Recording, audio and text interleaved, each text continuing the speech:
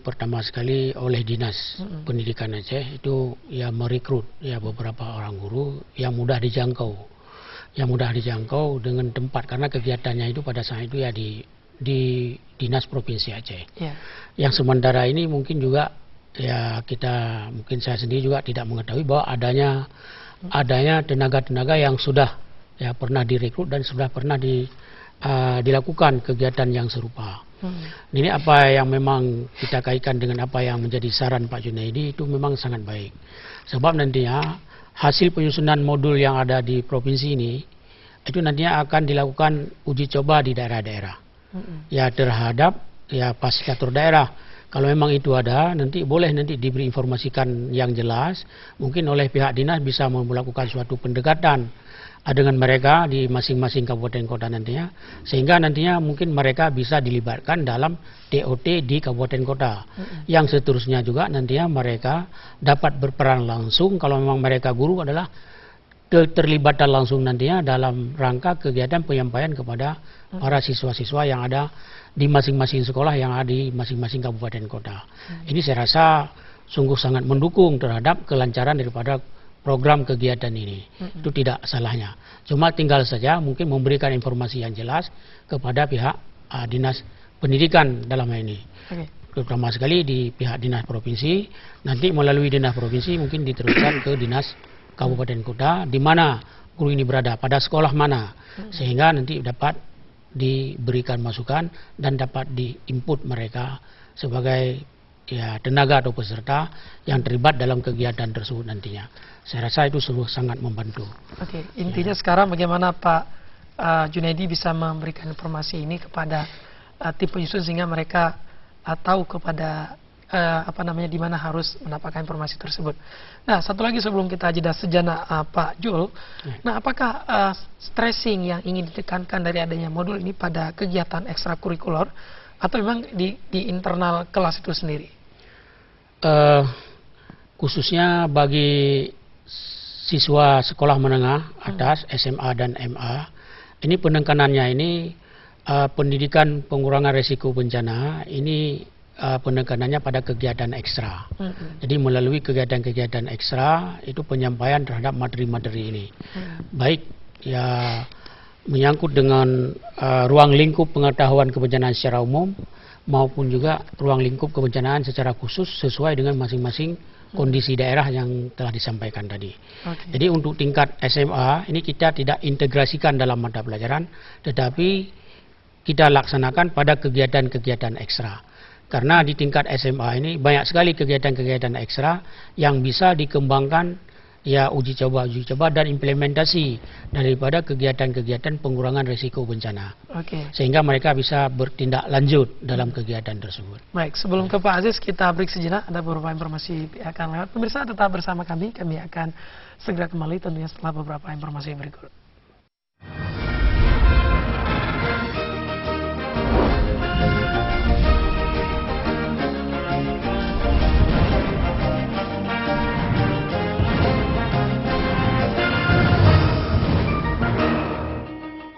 Putus asa karena kanker, tumor. Klinik TCM Harapan Baru, pengobatan alternatif kanker pertama di Indonesia, kini telah membuka cabang 14 kota. Saya menderita kanker paru, sudah divonis kanker stadium 3. Saya menderita kanker kelenjar getah bening. Takut kemo, kalau gak ada obat, eloklah saya mati aja gitu. Sampai akhirnya kau temukan TCM Harapan Baru. Kanker paru saya sudah normal. Alhamdulillah saya sudah bisa jalan. Saya sembuhnya di klinik TCM Harapan Baru. Sekarang kondisi saya sudah normal. Klinik TCM Harapan Baru memulihkan kembali harapan hidup penderita kanker. Harapan baru memang elok lah. Harapan baru Cinagau. Harapan Baru memang gini loh. TCM Harapan Baru, bukti bukan janji. Anda punya persoalan dengan mata? Kunjungi pengobatan mata tanpa operasi Mr. Heri yang kini telah hadir di Kota Banda Aceh, Langsang, dan Lok Sumawe. Pengobatan mata tanpa operasi Mr. Heri memberi solusi terbaik bagi mata Anda. Rasanya minus, perih. Setelah minum obat selama 25 hari, udah mulai agak terang.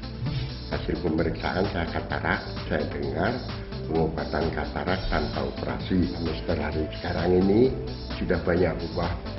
Gangguan mata saya ini sudah rusak, sudah putih di tengah ini. Saya dengar ada pengobatan ini tanpa operasi. Kali pertama ada kasih obat itu memang terus bisa nampak. Pengobatan mata tanpa operasi Mr. Heri dijamin aman karena menggunakan ramuan herbal yang didatangkan dari kaki Gunung Himalaya dan tanpa efek samping. Untuk informasi, hubungi 0821 6078 4666 atau 061 6998 4000 atau datang langsung ke pengobatan mata tanpa operasi Mr. Heri. Untuk Kota Banda Aceh, beralamat di Kompleks TVRI, Jalan Jenderal Sudirman, Matai. Untuk Kota Langsa, beralamat di Jalan Haji Agus Salim nomor 1, Simpang Tugu Lantas, Kampung Blang, Langsa, Aceh Timur. Dan untuk Lok Sumawe, Jalan Medan Banda Aceh, Simpang Buloh, Sunda, Lok Sumawe. Apapun keluhan mata Anda, kami sanggup mengatasi. Ingin mendapatkan produk daging segar dan beku dengan kualitas terbaik? Percayakan pilihan Anda kepada Yamku. Produk daging ayam Yamku diproses secara higienis dengan alat berteknologi tinggi, bersertifikat halal, dan memiliki nomor kontrol veteriner. Produk-produk Yamku berupa daging bulat utuh, daging potong dengan tulang, dan daging potong tanpa tulang. Percayakan pilihan Anda pada Yamku. Info pemesanan hubungi. Penyakit berisiko kematian sangat tinggi. Klinik Tongci Medistra Medan, sebuah klinik spesialis untuk penyakit tumor, kanker, diabetes, dan gagal ginjal. Pengobatan dengan resep eksklusif yang telah terbukti di Cina menggunakan obat minum berupa jamur set kuno tradisional serta ramuan tradisional yang ditempelkan dan radiasi laser panas hingga obat langsung ke sasaran penyakit, mengeluarkan racun dari tubuh dan meningkatkan daya tahan tubuh. 2 tahun yang lalu saya divonis kanker liver stadium akhir dan dinyatakan umur saya tinggal 2 bulan. Kemudian saya berobat ke klinik Tongci dan sampai sekarang saya masih hidup dengan sehat. Saya menderita gagal ginjal yang disebabkan oleh radang ginjal. Seluruh tubuh saya bengkak, lemas, dan mual. Sudah 2 tahun saya melakukan cuci darah tapi tidak ada hasil, malah tambah parah. Namun berkat klinik Tongci, saya sudah sembuh dan sehat. Sudah 15 tahun saya menderita diabetes dan hipertensi. Setiap hari saya mengkonsumsi obat kimia sehingga gagal ginjal. Bundan kreatin saya sangat tinggi. Tapi berkat klinik Tongci, saya kini sembuh dan sehat. 3 tahun yang lalu saya divonis kanker payudara. Sudah dioperasi dan 6 kali kemo. Setelah 2 tahun kambuh dan bahkan keadaannya lebih parah. Berkat klinik Tongci, saya sudah sehat dan sembuh. Dapatkan diskon sebesar 30% untuk obat-obatan bagi setiap pasien yang datang berobat. Klinik Tongci Medistra Medan.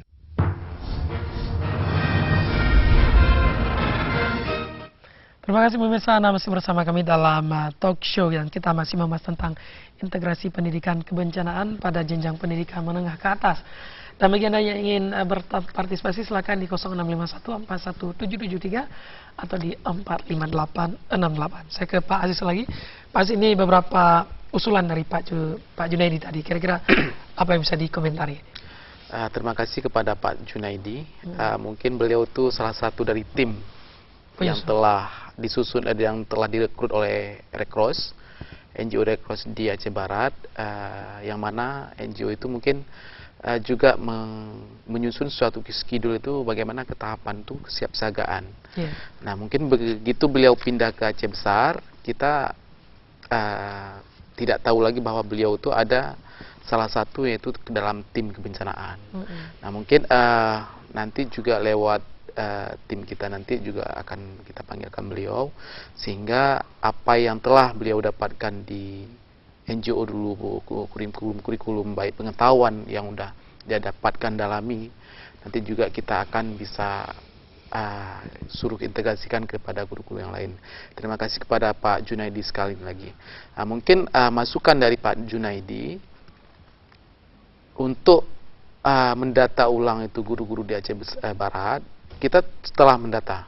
Sudah mendata lewat Kabupaten Aceh Barat. Mungkin apa yang masukan Pak Junaidi yang bagus kali ini, kami telah lakukan itu lewat Dinas Pendidikan Kabupaten Aceh Barat, sehingga ada tim fasilitator daerah kita di sana ada 30 orang. Yeah. Ada 30 orang yang terdiri dari 10 orang dari SD, 10 orang dari SMP, dan 10 orang dari SMA yang telah kita TOT-kan, trainer of trainer di Kabupaten Aceh Barat. Sehingga kurikulum pengintegrasian SD telah kita integrasikan, SMP telah kita integrasikan, juga SMA telah kita bawakan kepada ekstrakurikuler. Yang kategorinya tidak kita integrasikan ke lewat kurikulum, tapi kita bawakan lewat OSIS, pramuka, kayak Pak Jul bilang tadi, yang terbentuk dalam kelompok KRBS. Ya. Juga kita telah mengunjungi saudara kita di sana di Padang, Sumatera Barat. Studi visit kami di sana. Kesiapsiagaan kota Padang itu juga sangat-sangat bagus, sehingga anak-anak di sekolah di saat waktu gempa, orang tua tuh nggak was-was lagi. Ya, sudah antisipasi ya? Iya, sudah antisipasi. Maksudnya kemana akan gempa itu anak-anak jemput. Misalnya kita kemana anak-anak nanti kalau memang gempa, anak-anak nggak jemput lagi sekolah. Semuanya itu ada tim kesiapsiagaan yang akan kita lakukan di sekolah. Mungkin kita bawakan ke suatu tempat. Oke, Pak Aziz, tahan sebentar, ada pemirsa yang bergabung lagi. Halo, Assalamualaikum. Waalaikumsalam. Dengan Bapak siapa? Ini masih dengan Pak Junaidi nih, Pak. Oke, Pak Junaidi.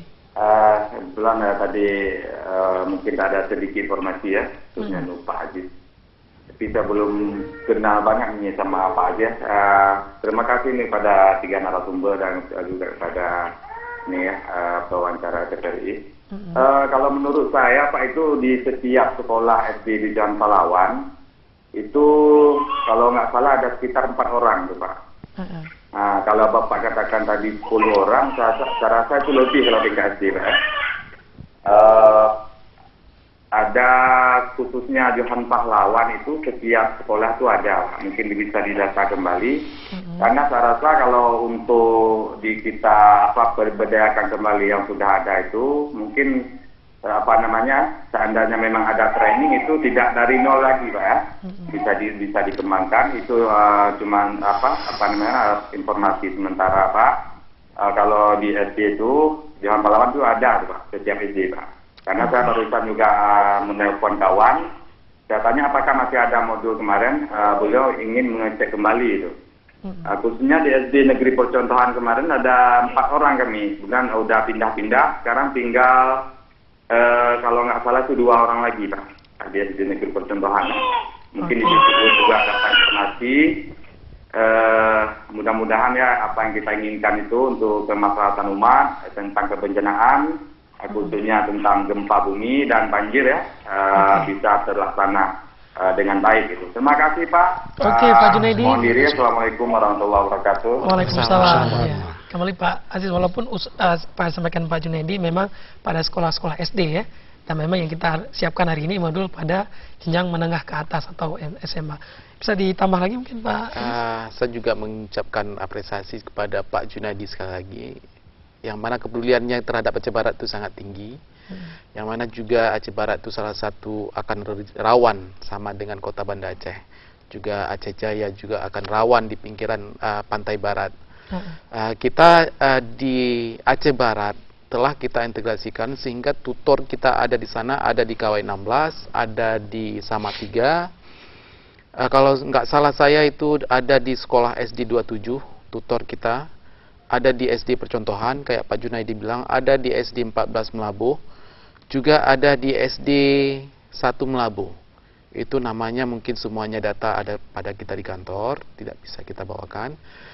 Sesuai dengan yang telah masukan Bapak tadi, Pak Junaidi tadi. Oke. Dan Pak Aziz, kita lihat lagi cuplikan yang ada di layar monitor kita ini, beberapa kejadian yang diantisipasi oleh guru di sekolah-sekolah. Dan saya kira apa yang terjadi di sini ini bagian daripada menerjemahkan apa yang ada di modul nih, Pak Sarifudin ya.